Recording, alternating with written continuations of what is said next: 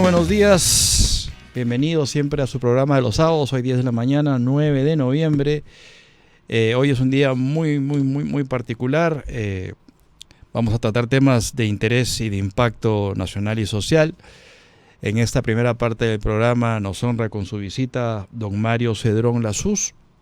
Él es ingeniero de minas, él es además investigador y docente universitario, magíster en gestión y política de la innovación y tecnología y además, entre otras cosas, consultor internacional de empresas mineras. Y me quedo corto porque la lista todavía sigue. Vamos a hablar ahorita, por supuesto, de minería, vamos a hablar del Reinfo, vamos a hablar de una serie de cosas alrededor de esta actividad que es tan importante para el país. Así que honradísimo con su presencia. Mario, buenos días, un gusto tenerlo aquí. Buenos días, Miguel Ángel, muchas gracias por la invitación. Problemas con la minería todavía no terminan de solucionarse. ¿Qué pasa con el Reinfo, Mario? ¿Qué pasa? ¿Se extiende? ¿Expira ahora el 31 de diciembre? ¿Cuáles son los resultados? ¿Qué beneficios ha traído o qué beneficios no ha traído? ¿Qué hacemos con el Reinfo? Bueno, esperemos que cese el 31 de diciembre, aun cuando en el Congreso hay lobbyings, hay mucha presión para prorrogarlo. Algo que no ha funcionado, ha fracasado totalmente, no ha servido para formalizar a los mineros, y más bien lo que ha sido es una puerta abierta para el delito, porque escudándose en el certificado del Reinfo, mucho de la minería ilegal logra colocar pues su producción aurífera, ¿no? Y ese es el principal problema. O sea, ha servido de escudo, ha servido de disfraz, digamos, para que esta gente siga con los propósitos delictivos que los antecedían. Sí, claro, el tema con los mineros artesanales, los tenemos los formales, los tenemos los informales y tenemos los ilegales. Los informales se diferencian de los ilegales en que operan en donde sí está permitido hacer minería, aunque ellos no tienen las autorizaciones. Los ilegales, lamentablemente, operan en zonas arqueológicas, parques nacionales, donde se les ocurra, donde hay la criminalidad, como es en el caso de La Libertad, Patás, Mina Poderosa, etcétera, etcétera. Esa minería simplemente hay que erradicarla. Pero los informales sí pueden recibir cierto apoyo del gobierno que no han venido recibiendo. Lo primero es facilitarles la formalización, cosa que no ha sucedido porque es con muchos trámites, con muchas objeciones y no les da ninguna ventaja en particular porque no se ha buscado darle ventaja a ellos. Y lo que más preocupa ahí, más que si son formales o son informales, es el tema de la contaminación. O sea, el principal problema de la minería artesanal y en particular la informalidad es la contaminación. Si lográramos capacitarlos y que ellos hicieran una minería responsable en ese sentido, habríamos avanzado bastante. Pero los estudios de impacto ambiental que normalmente se requieren y se hacen para una iniciativa minera, lo que buscan es reducir al mínimo, porque hay que decir las cosas como son. Ahí donde hay actividad minera siempre va a haber una afectación del medio ambiente. El desafío actual es con la modernidad que tenemos hoy en día es reducir al mínimo este impacto y además crear un escenario de compensación, digamos, a la zona por este impacto.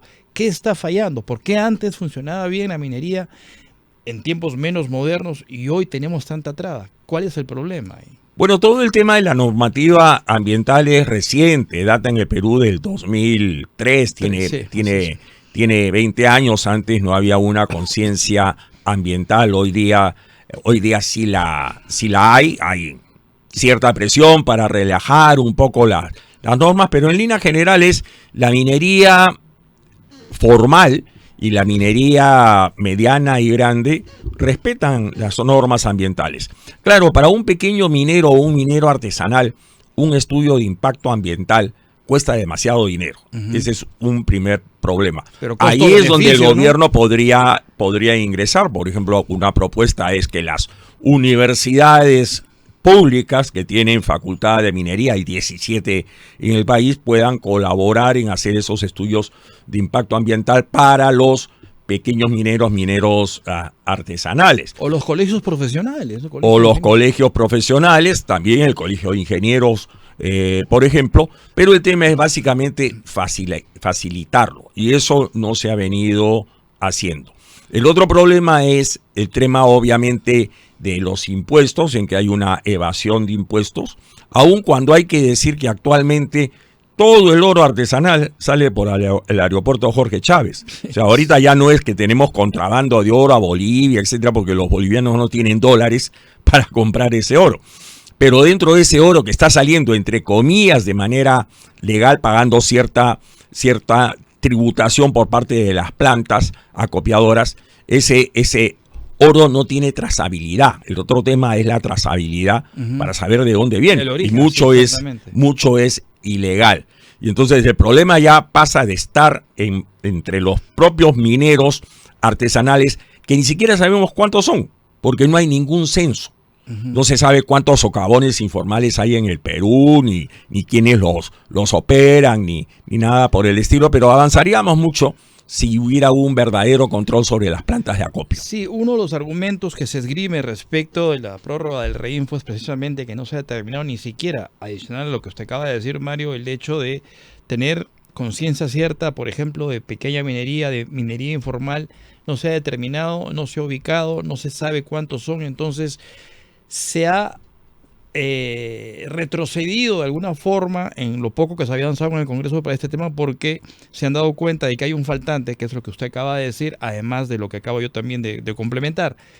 ¿Qué pasa en el Congreso? ¿Por qué en el Congreso no se toma una decisión? Es decir, sabemos que hemos tenido un gobierno que ha sido poco adepto, poco amigo de la minería desde el año 2021 hasta la fecha, pero el Congreso podría de alguna forma enmendar la plana. ¿Qué está pasando ahí?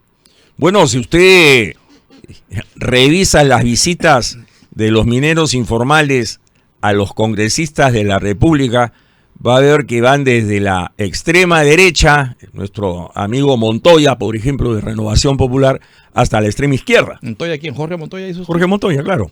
Jorge Montoya ha sido uno de los principales promotores de este tema con los mineros informales. Es decir, no solamente Montoya, todo el espectro político, todos los partidos que están en el Congreso han estado en conversaciones con los mineros informales. Fácil de entenderlo, detrás hay mucho dinero, hay financiamiento de campañas, etcétera, etcétera. El presidente mismo del Congreso actual, el señor Salguán, es una persona muy vinculada a este sector de la minería. Entonces yo no veo que en el Congreso haya mucha intención de poner orden. Ni en el Congreso ni en el Ejecutivo, estamos fritos. Entonces. Bueno, el Ejecutivo igual, ¿no? Ahora, tenga en cuenta usted pues de que el Ministerio de Energía y Minas renunció a supervisar a la minería artesanal y ahora lo hacen los gobiernos regionales. Así es. Y además que hemos tenido primeros ministros antimineros con una posición la señora Vázquez, manifiesta. Por ejemplo. La señora Vázquez, por ejemplo, es uno claro. de los ejemplos. El señor Rómulo Mucho, yo particularmente, y esto es una opinión muy particular, esperaba más. Hasta donde va encaminada su gestión, hasta el día de hoy, esperaba más del ministro de Energía y Minas actual. ¿Qué está pasando con Rómulo? Es un hombre que conoce el sector. Bueno, mi amigo Rómulo Mucho, que yo lo conozco desde que era estudiante en la universidad, es una persona muy prominera, o sea, no le podemos negar que es una persona identificada con la minería y que trata de promocionarla. Pero yo creo que entró con mucho bombo y platillo, ¿no? A decir que él venía a traer la solución, que tía María salía, etcétera. Lo que hizo fue que le dirigieran toda la puntería a los sectores antimineros. Y se ha complicado la vida con estas interpelaciones que ha tenido en el Congreso por el tema de su empresa Peoex, aunque legalmente no ha cometido ningún delito. La otra interpelación por una señora vinculada a él que recibió un contrato y temas ajenos a la actividad minera. Totalmente, ¿no? Y sobre todo yo creo que el tema de Petroperú lo ha afectado mucho, ¿no? La solución que acaban de dar al directorio no es muy apreciada, sobre todo por los sectores vinculados a la Sociedad Nacional de Minería, Petróleo acaban de nombrar ahorita a Alejandro Narváez. Alejandro Narváez. Entre ellos también nombraron al señor César Rodríguez Villanueva, que es un exdirector general de minería, que también ha tenido algunos problemas, no tanto como director general de minería, sino después con la empresa Geoservice. Lo que se le cuestiona a Alejandro Narváez, ya que usted lo menciona, no era el tema todavía. Una denuncia que tiene de su juventud. De su juventud por violación, nada más y nada menos. Pero también es lo que él representa para Petroperú, que es la línea de la señora Boluarte de seguir inyectando dinero en la empresa. Por otro lado, usted tiene gente como Robert McDonald, que ha sido gerente de la Sociedad Nacional de Minería, que cuando se enteró de que Narváez era nombrado presidente del directorio, renunció de inmediato. Y todo ha pasado esta semana en estos últimos 3 días. Últimos días. Sí. Volviendo un poquito al tema minero, porque usted hablaba de Rómulo Mucho. Para mí, que soy hijo de minero, y usted sabe que comentamos hace un instante la trayectoria de mi padre, que en paz descanse, para usted y para otros especialistas, asumir la responsabilidad política del sector, como es el caso del señor Rómulo Mucho, sabiendo que existen 75 proyectos de naturaleza explorativa en el país que nos garantizan minería por lo menos de aquí hasta 15 años, y que tenga estos problemas, y que siga teniendo estos problemas, Trabado, Tía María, problemas, Las Bambas. Es decir, tenemos una posibilidad minera que nos da sustento como país, como ha venido siendo desde siempre, desde que esa tierra existe como nación, y que veamos entorpecer estos proyectos por cuestiones políticas. Ahí falta un poco de manejo político, ¿no le parece? O sea, porque probablemente Rómulo Mucho sea probablemente alguien vinculado a la minería en el terreno explorativo y extractivo y actividades conexas o colaterales, pero en el tema político, porque eso es un tema político más que un tema minero. Bueno, el problema que enfrenta la minería formal, la mediana, la gran minería, es un problema que viene desde hace muchísimos años. O sea, seguimos hablando de los mismos 50.000 millones de dólares de proyectos mineros de hace 15 años. O sea, no ha cambiado. No, yo me iría más atrás, hasta más atrás todavía. Años 1950, por ahí, donde se establece y se hace el cambio de la legislación. En ese tiempo solamente había Ley General de Minería y después ya se establece lo que es pequeña minería, mediana minería. Pero, ojo, con el compromiso de que esa norma sea revisada cada 20 años y actualizada. Eso se dejó de hacer. Una de las principales trabas ha sido la famosa permisología, tramitología, como le llaman, que hay que reconocer que los funcionarios del Ministerio de Energía y Minas, los últimos, por ejemplo, el ingeniero Jorge Soto, que ha sido hasta julio pasado director general de minería, destrabó lo poco que se podía destrabar. Todo lo demás sigue sujeto pues a la conflictividad minera que rodea a los proyectos mineros y que no se ha podido superar. Ha disminuido ciertamente el caso de Tía María, pero no se ha solucionado. Y tal vez es consecuencia de una errada visión de lo que es la gestión social por parte de la minería y por parte del gobierno. Lo que sí vemos es que hay nuevas formas de gestionar, como por ejemplo este proyecto del Algarrobo, que va a sacar adelante Buenaventura, en que pone por delante lo que es ganarse la confianza de la población. Así es. O sea, no es salir de frente a decir acá va a haber una mina, un tajo abierto, etcétera, etcétera. Lo primero es que tiene que ganarse la confianza de la población porque la minería ha sido satanizada. Y después, una vez que tenga lo que llamamos el consenso social, la aceptación social, la viabilidad social, porque mal llamada licencia social, es lo que se necesita para que los proyectos salgan adelante. Y entonces hay que empezar por eso, pues. Con esto y más venimos después de la pausa, no se muevan de ahí. Estamos con Mario Cedrón Lasuz, experto en minería, y vamos a seguir hablando, por supuesto, del tema. Regresamos en unos minutos.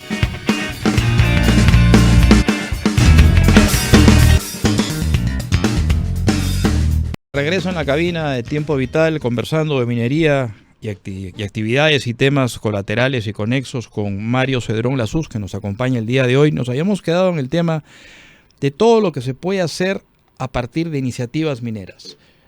Usted hablaba de lo que se estaba haciendo en este momento, y yo podría irme más atrás, seguramente que después lo comentaremos. ¿Se ha satanizado, usted decía, la minería? Sí, ha sido enfrentada principalmente con el agro, con el medio ambiente, y eso no es tan exacto y tampoco no es tan justo, porque las circunstancias actuales, las minerías, la gestión minera actual implica y lleva implícita una actividad de conservación del medio ambiente y sobre todo actividades y actitudes compensatorias ahí donde hay una afectación por más pequeña que sea. ¿Es tan difícil de entender eso, Mario? Bueno, lamentablemente la minería reaccionó muy tarde a este proceso de satanización que surge a fines de los años 90. Tal vez el proyecto más emblemático en esa época fue Tambo Grande, Tambo Grande, ¿no? En donde se produce primero llegan al Perú las ONGs ambientalistas extranjeras. Y se politizó o empezó a politizar. Y además están agrupadas en una gran ONG que se llama el London Mining Network.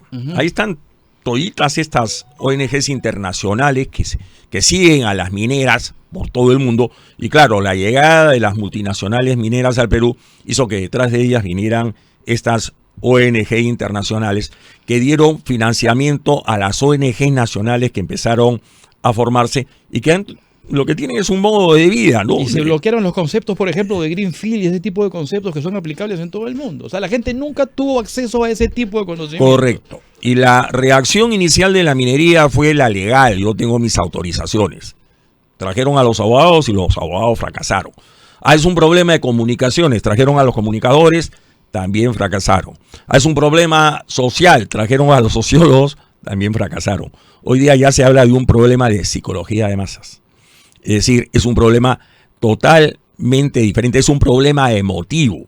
Tratar de contrarrestar argumentos emocionales con argumentos racionales no ha funcionado. Pero ahí entra pues el escenario de las obras, es decir, enseñarle a la gente con obras lo que es capaz de lograr la minería. Eso es parte del modelo de gestión social actual, nuevo, así es. De crear un pacto de contrapeso, crear contrapesos a los antimineros. ¿Qué le falta a tía María, que ya ha hecho una gran labor de convencimiento, pero no total, ¿no?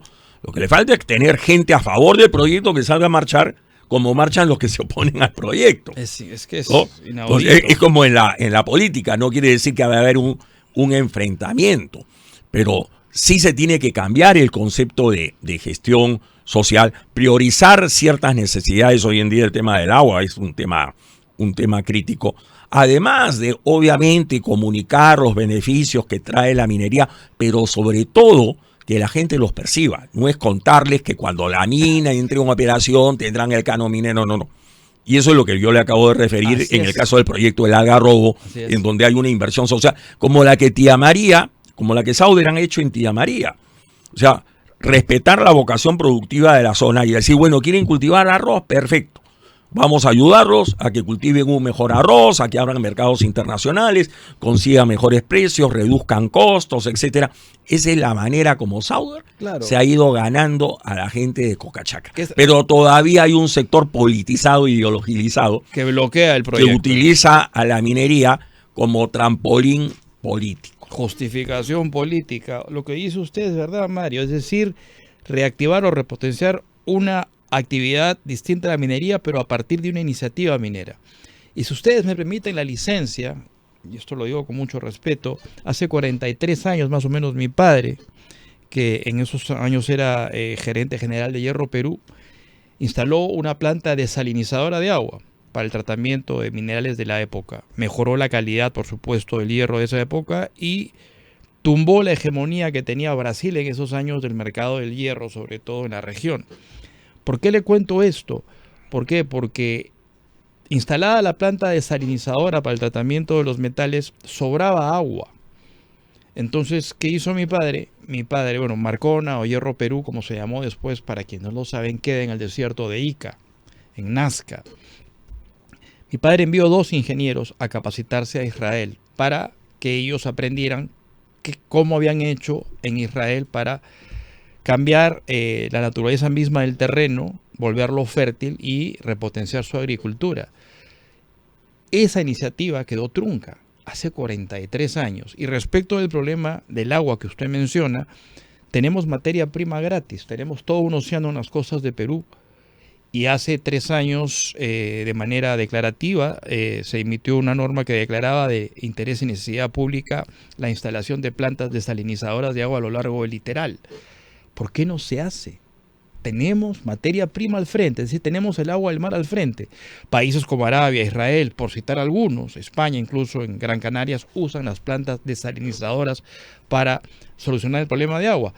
Tienen, por supuesto, agua para la minería, tienen agua para el agro y tienen agua para consumo humano. Así de fácil es la cosa. Bueno, esa es una de las alternativas. La otra es represar, ¿no? Que es lo que más o menos tía María ha propuesto luego de que también consideraran... Dependiendo de la ubicación geográfica. En Perú hay 3 o 4 plantas desalinizadoras de agua de mar. De hecho, hay una en Santa María del Mar, a 2 kilómetros de mi casa, aquí al sur de en Lima, la playa, y yo no tengo agua potable. Todavía. Todavía. Pero ha solucionado el problema de mucha gente. Es que tiene que haber también una evaluación ambiental, porque la salmuera que regresa al mar hay que ver que no afecta. Hay que tratarla. Pero la minería usa plantas desalinizadoras. Así o sea, es. Marcona, que ha mencionado, la tiene años. Mi padre la puso hace 43 años. Y además la tiene la de Chincha, la de este proyecto minero que hay en Chincha, esta mina que utiliza agua de mar. Bayobar también utiliza agua de mar. Tía María lo estuvo contemplando. Y ojo, tenemos fosfatos también en el norte. Sí. Es decir, tenemos increíble. Entonces, sí es posible utilizarla. El tema es que eso funciona muy bien cuando usted tiene una mina como es Tía María cerca del mar. Claro. Pero cuando tiene que bombear el agua 300 kilómetros a 4.500 metros de altura, eso ya es un poquito caro. Pero ahí, lógicamente, se miraría las circunstancias de una perspectiva distinta, porque usted podría generar embalses de manera natural para... Correcto. Entonces tenemos el agua para la costa y tenemos esa es la otra o sea, no tocamos el agua de la sierra. Mire, le voy a dar, si me permite, un pequeño comercial. El día 19 y 20 de noviembre, ya estamos a puertas de eso, va a haber un evento en el Colegio de Ingenieros sobre el tema de cierre de minas. Y se ha invitado al número 1 en el mundo en el tema de hidrogeología, que es el doctor Rafael Fernández Rubio, muy conocido en el Perú. Él estuvo también a cargo de los peritos internacionales que vinieron a evaluar el EIA del proyecto Conga, en donde nos va a hablar sobre el tema del agua, pero también nos va a hablar sobre el tema del cierre de minas. O sea, cierre de minas proactivos, cómo convertir una mina una vez que se agota en algo que siga sirviendo. No es simplemente el cierre de minas convencional de ahora, de dejarlo, lo más parecido a cuando no había minas. Entonces hay todo un cambio en tecnología minera y en la visión minera. Hoy día no solamente hablamos de responsabilidad social, hablamos de visión compartida, hablamos de valor compartido, hablamos de desarrollo conjunto, hablamos de diálogo, hablamos de participación ciudadana. Es decir, la minería moderna es muy diferente a la minería del siglo pasado. Así es. Pero ha tomado más de una década un cambio de mentalidad. Así es. Solamente para ir culminando, Mario, decirle a nuestros oyentes, hay 51 proyectos mineros en estos momentos de envergadura. Tenemos oro en el Perú, tenemos cobre principalmente, oro, hierro, zinc, plata. Es decir, nada justifica que tengamos las urgencias y necesidades por las que atravesamos hoy en día teniendo este potencial. La minería es capaz de solucionar los problemas urgentes del país, aun cuando la capacidad explorativa y extractiva no llega ni siquiera al 90%. Ni siquiera. Así que imagínense cuando eso suceda. El Perú sería otra cosa. Yo le digo, cada 4.000 millones de dólares de inversión minera significa un incremento de 1% en el Producto Bruto Interno del país. O sea, ahí nomás tenemos un potencial del 12 al 15% de crecimiento que podría ponerse en marcha en 5 años, por decirlo. En 5 años. ¿No? Entonces, hay un 3% que ya nos permitiría, más el 3% de crecimiento natural, llegar al 6% y entonces empezar a reducir de verdad la pobreza. Antes de que nos gane, Mario, el tiempo, ¿cuál es la postura? ¿Va a haber participación de ustedes como sector, como gremio en APEC en estos días? ¿Se ha organizado algo?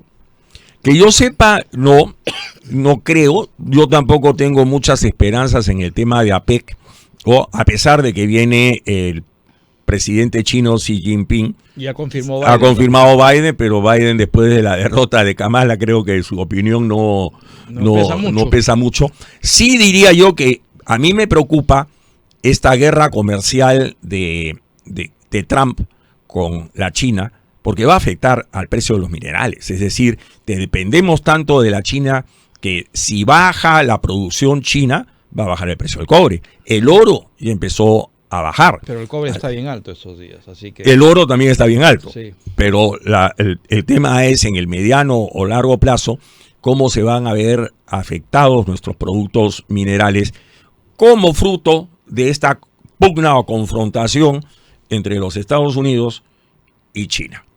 Okay. Viene Xi Jinping a inaugurar el puerto de Chancay. ¿Cuál será la visión del nuevo gobierno norteamericano respecto, ojalá sea la de acercarse más al Perú y no sea más bien ponerle una cruz negra a nuestro país. Claro, siempre hay una posibilidad con el puerto, el segundo puerto de importancia, Corío en Arequipa, así que podría tener ahí, así como China. Sí, pero hay una gran diferencia. En el caso de Chancay, la compañía china COSCO tiene 1.200 buques. ¿Qué compañía americana vendría a Corío con una flota de ese tamaño? No, pero se podría desviar el flujo comercial que va a los puertos de California de alguna forma en términos de ahorro de tiempo y mandarlos por aquí. Ojalá. Hay una forma de hacerlo. Y para ir terminando, su visión respecto de la matriz energética de cara al futuro, ¿qué cosa cree que debe hacer Perú en estos momentos? Bueno, la tendencia es a las energías renovables. ¿No? Es a abandonar los hidrocarburos, nuevamente, a pesar de que el gobierno norteamericano está a favor de la continuidad del uso de los hidrocarburos, y hay que incorporar lo que es las energías solares, eólicas. Mire usted ahí, Nazca tenemos... No solo Nazca, tome Quellaveco. La última mina, la mina más moderna del mundo está en el Perú. Es Quellaveco, que ha abierto hace muy poco, y ahí la energía es totalmente energía renovable. Más la explotación del tema de los hidroeléctricos. Pero tenga usted en cuenta que con el tema hidroeléctrico, por ejemplo, Ecuador en estos momentos está teniendo serios problemas por las sequías. Por las sequías. O sea, somos dependientes ahí del cambio climático, de las sequías, aunque también podría decirse lo mismo de la luz solar, pero yo no creo que Nazca vaya a tener un cambio en términos de que caiga la luz solar. O sea, ahí hay una tremenda fuente de energía, y otra que usted ha mencionado es el tema del mar, ¿no? Y la otra es el tema eólico. ¿Cómo ve lo del litio? Mire, primero hay que ver si el litio realmente tiene el futuro que dicen. Porque se habla mucho de litio. Que sí. Lo primero que usted ve es que la nueva política norteamericana de bloquear a los autos chinos va a ser de que la transición energética en la parte automotriz no vaya a ser tan rápida como se pensaba. Segundo, se habla mucho del triángulo de litio y que Perú también con Macusani. Usted tiene litio, Bolivia, las mayores reservas de litio del mundo. En Estados Unidos acaban de encontrar litio en la reserva. Bueno, sí, en Australia también, etcétera. Pero ¿por qué Bolivia no las puede explotar? Bueno, porque tiene mucho magnesio. Tiene mucho magnesio. Okay. Entonces, cuando el litio tiene más de 10% de magnesio, a los precios actuales de litio ya no es económicamente explotable. Muy explotable. Estamos hablando de Macusani, pero Macusani es un proyecto que todavía no tiene reservas probadas. Tiene lo que en idioma minero decimos recursos y recursos inferidos. O sea, parece que hay, pero la certeza es todavía muy baja. Hay que invertir mucho más en exploración para ver si Macusani eventualmente se vuelve un proyecto económicamente rentable y que no vaya a tener la oposición porque viene que está asociado al uranio, etcétera, etcétera. Todavía hay mucho pan que rebanar. Y por otro lado empiezan a aparecer otras alternativas al litio en las baterías, como son nuevos combustibles, el hidrógeno, por ejemplo. El hidrógeno, claro. Justo le iba a decir, se me adelantó. ¿Qué hacemos con el gas aquí en Perú? Bueno, el gas hay que utilizarlo, porque evidentemente dejarlo enterrado en la tierra no es la solución. Ahí hay un problema tremendo de distribución, aun cuando la mitad de los combustibles que utiliza el Perú en este momento son procedentes del gas. Pero es un recurso que tiene que ser aprovechado. Lo que pasa es que es un recurso no renovable. O sea, ¿para cuánto tiempo tendremos gas? Claro. 30, 40, 50 años, no más. No más, porque ha tenido una incidencia, por ejemplo, en industria automotriz doméstica, en el sentido de que, por supuesto, hay una variación del precio en el consumo y en términos de uso de un auto en kilometraje, qué sé yo, respecto al uso de gas y gasolina. Es decir, hay una diferencia enorme y eso sirve. El problema es por qué no está debidamente masificado. ¿Qué está pasando? Bueno, yo creo de que en el tema del gas, mucho la política de Perú ha sido más una política de exportar gas. México. Efectivamente, ¿no? Y lo que queda de gas no está bien distribuido. Usted tiene, por ejemplo, el caso del Cusco, de donde viene principalmente el gas de Camisea y prácticamente no tienen, no tiene gas. No tienen. Y tiene el precio del balón de gas más alto que Lima. Así es. Increíble. Así es, ¿no? Entonces, y además hay que darle de comer pues a la refinería de Talara, ¿no? De Petroperú. Y la refinería de Talara es combustible, no combustible líquido, no es gas. ¿Qué futuro le ve a la refinería de Talara? ¿Tiene algún futuro? Mire, si usted quita la deuda, sí es rentable. El problema es que para poder pagar la deuda, el gobierno va a tener que, como lo que está haciendo, subsidiarlo o privatizarlo. Si lo subsidia, evidentemente quienes vamos a pagar la factura somos todos los peruanos. Pero se habla de petróleo pesado, es decir, es el tipo de petróleo que nosotros consumimos aquí en el Perú, digo, excepto el querosene, pero lo demás. A ver, lo que pasa es, el petróleo que produce el Perú no es un petróleo muy apto para hacer gasolina. ¿Ok? Uh-huh.